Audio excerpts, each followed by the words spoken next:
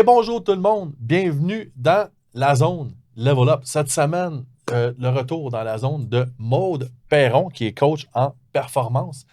Le sujet, en fait, j'utilise le fait que Maude, justement, travaille avec beaucoup d'hommes ultra performants pour lui poser une question bien importante parce que moi, c'est une question qui me tracasse pas mal ces temps-ci, puis je la pose à plein de monde. Je pose cette question-là à plein de monde en ce moment. Je lui demande, quelle est la place des hommes en 2024? Mon nom est Éric Guitard, puis on passe ça maintenant. La zone, c'est pour toi. Que tu sois entrepreneur ou parent.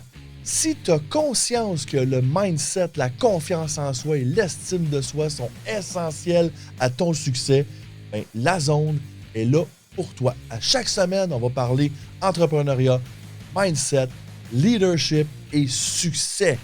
Je te remercie de passer ce beau temps avec moi. C'est parti! Merci à notre commanditaire, l'agence Casca. L'agence Casca est une agence de marketing 360 qui s'occupe de tout le marketing de ton entreprise. Que ce soit le marketing numérique, comme la création de sites web, de logos, de branding, les campagnes publicitaires sur les médias sociaux ou du marketing plus traditionnel, comme de l'imprimerie sur du papier ou des objets promotionnels allant de la tasse de café jusqu'au wrapping de ton auto. Avec Casca, si tu peux le rêver, nous pouvons le réaliser. Maude, deuxième épisode ensemble dans la zone. Je trouve ça super cool. Maude qui est coach en performance. Ceux qui n'ont pas vu le dernier épisode, peut-être juste nous redonner rapidement qu'est-ce que tu fais, t'es qui, pour qu'on puisse... On va relancer après ça la question du jour. La place des hommes en 2024. Puis je trippe parce que c'est vraiment, ça vient d'une femme performante qui travaille avec des hommes performants. C'est pour ça que j'ai avoir le point de vue. Moi, j'ai mon point de vue. Ouais. Mais c'est quoi la place des hommes en 2024? Mais d'abord et avant tout, Maude. Qui est Maude Perron? Donc, je suis coach performance. Je parle beaucoup de mieux-être aussi. J'organise des événements plus dans le mieux-être avec le yoga, où ce qu'on redéfinit nos objectifs, entre autres en janvier. On en a eu un comme ça. Là, j'en ai cet été. Qu'on prend le temps de se poser les vraies questions. Puis oui, effectivement, j'ai des hommes qui viennent autant dans mes retraites que dans mes formations. On ne se le cachera pas, le développement personnel a quand même une prédominance au niveau des femmes en termes de clientèle. Et moi, je rêve qu'il y ait de plus en plus d'hommes parce que je vais répondre à ta question, la place des hommes. Je trouve que la place des hommes vient aussi avec la vraie place des femmes, qu'on a tellement intérêt à travailler ensemble, à être ensemble, plutôt qu'un ou l'autre. We are one. Ça, c'est ma philosophie. Puis je trouve qu'on est plus fort ensemble. Ah oui, la femme apporte une force à l'homme apporte une force à la femme. C'est clair. Puis je trouve que trop souvent, on a essayé de dissocier les deux. Et ce que je remarque, tu dis la place des hommes, j'ai l'impression que les hommes ont moins d'espace de parole, de partage que les femmes. On dirait qu'une femme, aller consulter un psychologue, c'est comme normal. Mais un homme qui dit « Hey, là, ça va pas », il y a beaucoup de pression, je trouve, envers l'homme. Faut tout le temps qu'il aille bien. Beaucoup de préjugés sur l'homme qui ose dire qu'il va pas. Oui, exactement. Oui, puis d'avoir des espaces de parole, de partage. Puis moi, ce que j'ai remarqué, effectivement, j'ai tu l'as dit, des top performants, mais tu sais, j'ai accompagné des athlètes, dont un qui a fait un record mondial. Tu sais, j'ai tellement des super entrepreneurs aussi. Là, j'ai des visages, moi, qui me pop, que tu sais, j'aimerais tout vous parler, du sens que, tu sais, ces hommes-là, je les trouve inspirants, autant professionnellement que personnellement, parce qu'ils prennent le temps de se poser les vraies questions, puis de se poser la question de comment ça va. Ouais. De eux à eux, puis de parler. Comment ça va vraiment? Ouais. Parce que je pense que les gars, surtout, on est très bons pour « Ah, ça va. Ah ouais, ça va tout le temps. Ça va bien. » Mais quand tu t'arrêtes pour te poser la vraie question, comment ça va vraiment? Je pense qu'on le fait pas assez. En tout cas, moi, je découvre plein de facettes à mon moi, là, finalement. Là. Puis ce que je découvre surtout depuis quelques mois, c'est mon côté féminin également qui doit être mis de l'avant. Puis à la même chose, les femmes doivent mettre de l'avant leur côté masculin. Puis quand on réussit à faire ça puis à le faire ensemble, c'est génial. Je voulais te poser cette question-là parce que je voulais ton point de vue féminin. Toi, quand tu regardes les gars, qu'est-ce que tu vois, mettons, comme... J'ose pas dire le mot problématique, mais est-ce que tu trouves, comme moi, que beaucoup d'hommes sont un peu perdus aujourd'hui dans notre société? Puis si oui, pourquoi? Qu'est-ce que tu perçois, toi, comme femme? Moi, ce qui m'est venu au début, c'était au niveau de la gestion des émotions. Ouais. Je sais pas, je réponds vraiment à ta question, mais c'est parce que je pas pense grave. que ça part de là quand même. Quand on est perdu, des fois, c'est qu'on se connaît pas. On sait pas ce qui nous habite comme émotion. Puis quand on parle d'intelligence émotionnelle, ça a l'air d'une belle bébite, un peu difficile à comprendre. Puis autant homme comme femme, on a souvent, dépendamment de la famille dans laquelle on vient, puis à l'école, moi, je l'ai pas tant appris, la gestion des émotions, d'être capable de comprendre. Puis les hommes, même les jeunes garçons, on voit que la colère va sortir plus avec des coups de poing, la femme va avoir un peu plus de tristesse. Fait que, tu sais, il y a quand même des stéréotypes qu'on voit dès qu'on est enfant, là. Donc, les deux existent, mais je trouve que si on prend le temps de reconnaître les émotions, puis moi, c'est une discussion qu'on avait tantôt aussi, mais j'aime faire un parallèle avec la méditation, parce que la méditation, vous allez voir ce que je m'en vais avec ça, mais la méditation, c'est qu'on pense qu'il faut ne pas penser du tout. Mais c'est pas ça la méditation, c'est d'observer tes pensées sans t'y attacher. Quand on réussit à faire ça, on le fait aussi dans nos émotions. Mais qu'est-ce que ça veut dire, ça? Je t'explique. Exemple, je suis en train de méditer, puis là, tout le monde pense qu'il n'y a rien dans ma tête. Ça, c'est la vacuité. Mais il y a tout le temps quelque chose quand même. Ouais. Fait que tu observes ce qui t'habite sans t'y attacher. Fait que à quoi tu penses souvent? Tu penses-tu au passé? Tu penses-tu au futur? C'est ce que tu veux dire. Tu penses-tu à ta liste d'épicerie? Ouais. C'est quoi qui te revient tout le temps en tête? Tu sais, le hamster là, qui n'arrête pas, là, puis des fois, c'est plus gros qu'un hamster, il y en a plusieurs. Là. Ouais. Mais quand on n'a pas appris à bien s'écouter soi-même, bien, des fois, ça sort tout croche. Puis on comprend pas. Puis là, on a des vieilles blessures qui ressortent dans nos nouvelles relations. Puis on a... Fait que les hommes comme femmes, je crois, mais j'ai tellement l'impression que la base, c'est d'apprendre à se connaître puis d'apprendre à se gérer soi-même, de maîtriser ses émotions. Pas juste les accueillir, de dire « OK, j'ai de la peine, c'est là. » C'est qu'est-ce que je fais avec ça? Pourquoi que j'ai de la peine dans telle situation? Puis des fois, oui, il faut juste la laisser t'accueillir, mais si les choses reviennent tout le temps, il y a de quoi à comprendre. Fait que les défis des hommes, c'est quelqu'un qui est perdu, ben moi, je m'attaquerais directement aux défis pour voir qu'est-ce qu'il y a derrière ça? C'est quoi les réponses qui ont besoin d'être entendues réellement?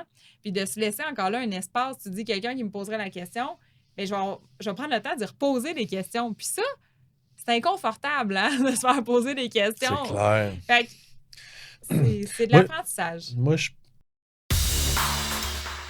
Cet épisode est présenté par Location de bateau Gabriel Champagne. Louez le bateau avec son capitaine pour quelques heures, une demi-journée, une journée entière ou le week-end.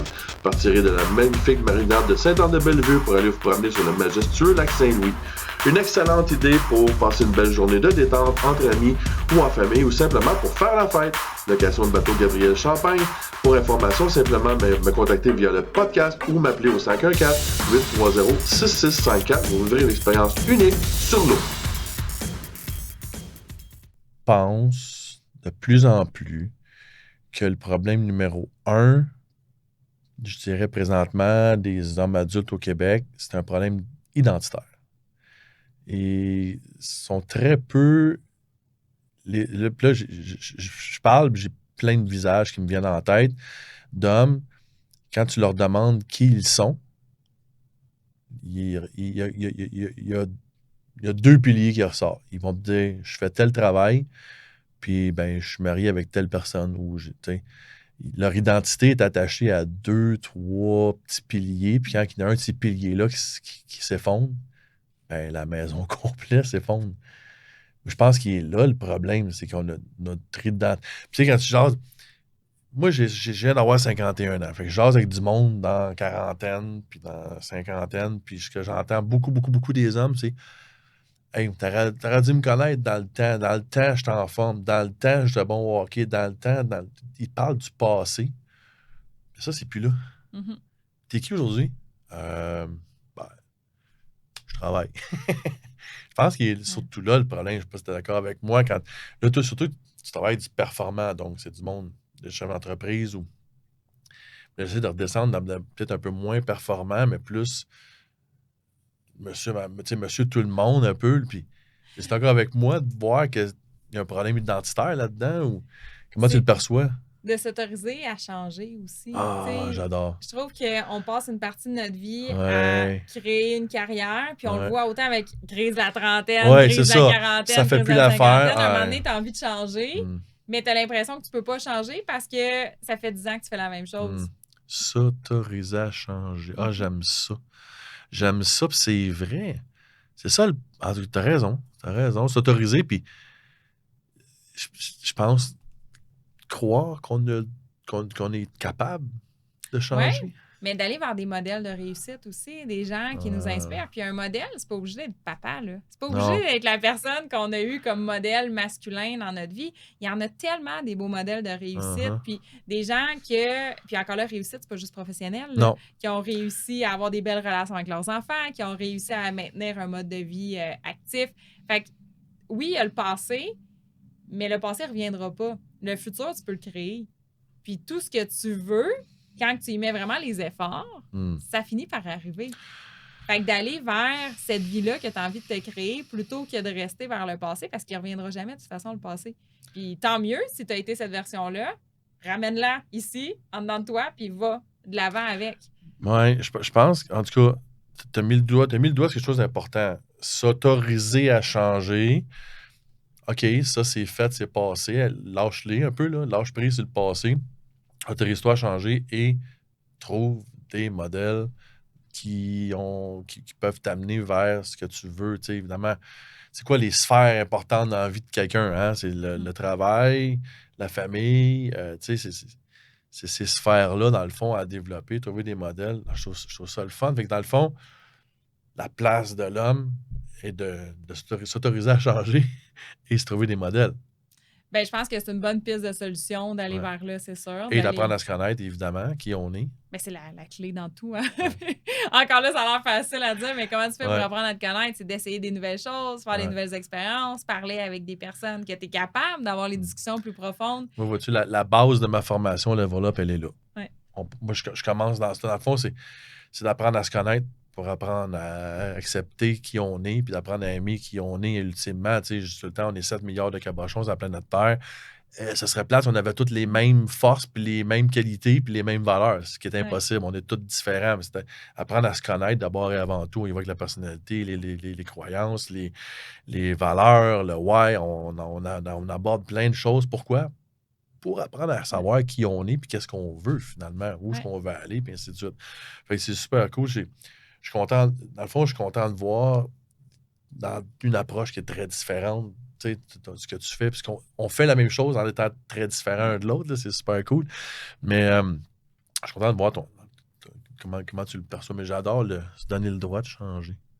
Se donner le droit de changer. Ah, tu peux changer de carrière, c'est pas parce que tu voulais quelque chose par le passé que tu peux pas vouloir autre chose. C'est vrai que les gars ont de la misère avec ça.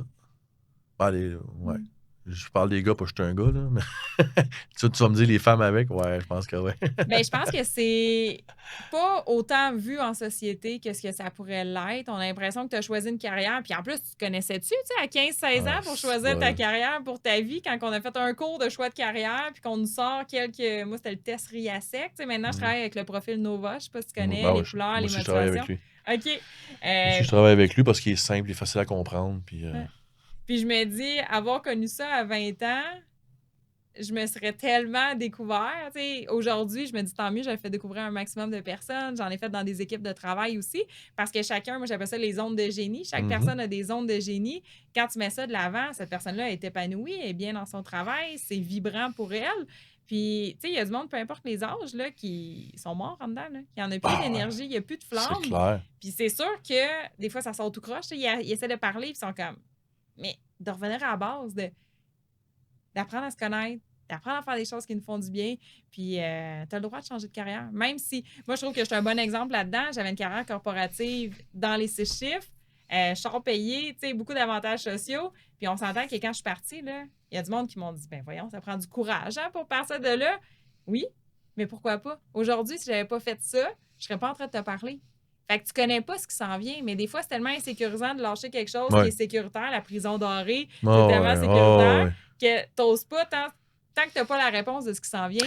Mais t'abordes un point, je pense, encore une fois, tu sais, quand je parle de la place de l'homme en 2024, je parle beaucoup aussi de cet homme pris dans sa prison dorée, dans la course au rat, dans l'espèce de rat race. À un moment donné, j'avais une discussion avec des amis.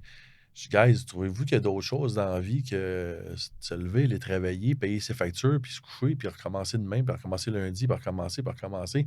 On peut pas travailler pour payer des factures. C'est pas ça, la vie, Colin. Tu sais, mais combien d'hommes sont pris dans ça, dans « Ah, mais là, c'est parce que j'ai mon hypothèque. Là, c'est parce que... » Tu sais, ben oui, ose.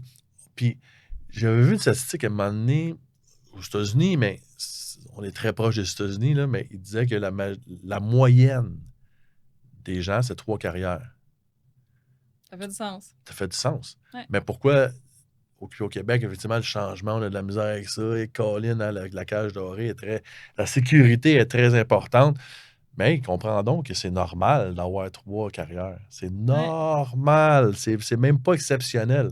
Puis on est tellement bon pour s'adapter. Là. À toutes les fois que tu te retrouves un peu dans le trouble, tu sais, après une séparation, peut-être un congédiement, tu vis quelque chose que tu as l'impression d'être dans le trouble, il y a de la magie qui se crée après si tu es ouvert à changer pour ça. Fait que même si c'est inconfortable, c'est là qu'il y a la plus belle magie parce qu'il y a des choses que tu ne toléreras plus. Puis n'importe qui le fait, là, tu sais, pense à toutes les fois que tu as eu à t'adapter dans une nouvelle situation, tu as appris sur toi. Oui. Puis au Québec, tu sais, autant que tu dis on peut avoir de la misère à s'adapter, on s'adapte 4 saisons par année. Tu sais, il y a quelques mois, on mettait des manteaux d'hiver et des bottes, là, il fait super chaud. On s'est adapté comme ça. Le corps est fait pour s'adapter. On est tellement plus adaptable que qu'est-ce qu'on le pense. Mais vu que ça fait peur, c'est insécurisant. Puis là, des fois, on revient dans nos fameuses pantoufles, notre zone de confort, mais il n'y a rien qui s'est bâti de très grand dans nos pantoufles. Il faut tout le temps. Puis, tu sais, moi, maintenant, ce que j'expérimente de plus en plus, c'est d'être tout le temps un petit peu en dehors de ma zone de confort, faire des moves un petit peu plus grands que ce que je pensais être capable. Mm-hmm. Puis finalement, la confiance, elle vient avec. Oui. On se pose souvent la question, hey, c'est quoi la confiance en soi? Bien, c'est quand tu te prouves que tu es capable de faire des choses que tu ne savais pas que tu étais capable de faire. Là, tu vas avoir un élan de confiance en soi qui va continuer de se développer, mais il ne faut pas que tu attendes d'avoir confiance en toi pour passer à l'action. Non. Non, l'action vient avant la confiance, tout le temps. Mais on pense que c'est l'inverse souvent. 100%. 100%. Puis, écoute, quand je t'écoutais, ce qui montait aussi beaucoup en moi, c'est... Tu sais, comment je peux dire ça? Je cherche mes mots, mais... Tu sais, l'homme, là, en ce moment, là, il y a de la misère, 1, à se connaître, 2, à se donner le droit de vouloir quelque chose de différent. Tu sais, c'est de vouloir quelque chose de différent, c'est de réussir à croire. Quand on jasait au téléphone hier, on disait de croire qu'on est capable de faire le changement. Puis ça, ben, malheureusement, au Québec, on se fait élever. Non, faut aller à l'école, faut aller une bonne job. Tu vas passer 50 ans de ta vie là, 40 ans de ta vie là. C'est le même qu'on est élevé. Fait que, guys, on est capable de le faire, de changer. Ce qui me venait aussi, c'est de dire que quand on fait faire au changement, là, mettons, tu perds un job ou une séparation. Au Québec, présentement, je pense qu'il y a trop d'hommes qui sont prêts à dealer avec l'émotion qui vient avec. Ça, c'est dangereux. Ça, c'est dangereux, puis je l'ai vécu. Puis c'est pour ça, en fait, ça a été mon éveil à moi de dire « Hey, attends un petit peu, il y a peut-être des émotions là-dedans qu'il faut vivre. » Parce que j'ai passé à travers 3 pertes d'emploi, une business qui a fermé, puis une séparation avant de réaliser que je n'avais pas vécu ces deuils-là, ces émotions-là. Fait que là-dedans aussi, c'est correct d'aller chercher de l'aide. C'est correct d'aller chercher de l'aide, puis que ce soit à travers un thérapeute, psychologue, coaching, whatever, il y a 1000 façons de le faire. Il faut juste trouver la bonne qui est bonne avec nous autres, de ne pas avoir peur de le faire. Ça, on fait face à ces préjugés-là, on fait face à cette espèce de stigmate, je cherche le mot français, là, mais, on est stigmatisé, on est ouais, tu vas un psychologue, ben ouais. Dans la thérapie, ben ouais, c'est parfait, c'est pour moi, c'est juste mon bien-être. On a le droit à ça avec un autre. Plus court, ce coup-là, c'est cool, j'aime ça de même, on va directement au point. Je ne sais pas c'est quoi que ce soit dans ce qu'on vient de dire là. T'es-tu d'accord? C'est pas d'accord? Ta vision à toi, je ne sais pas. Partage l'épisode, peu importe c'est quoi que ça t'as mis là-dedans, là, partage l'épisode avec quelqu'un que tu commandes, quelqu'un que tu aimes. Va mettre les likes, les thumbs up, les étoiles, peu importe le système de ranking de la plateforme que tu utilises pour écouter le podcast. Mon nom est Éric Thorpe, on se revoit la semaine prochaine. Salut tout le monde. Si le contenu de ce podcast t'a interpellé, si le contenu t'a intéressé ou si tu crois que le contenu pourrait intéresser ou interpeller quelqu'un que tu aimes, s'il vous plaît, partage ce podcast. va indiquer les thumbs up, les étoiles ou peu importe le système de ranking de la plateforme que tu utilises. C'est comme ça que tu peux m'aider. Merci beaucoup d'avoir passé ce temps avec moi et passe une super de belle semaine.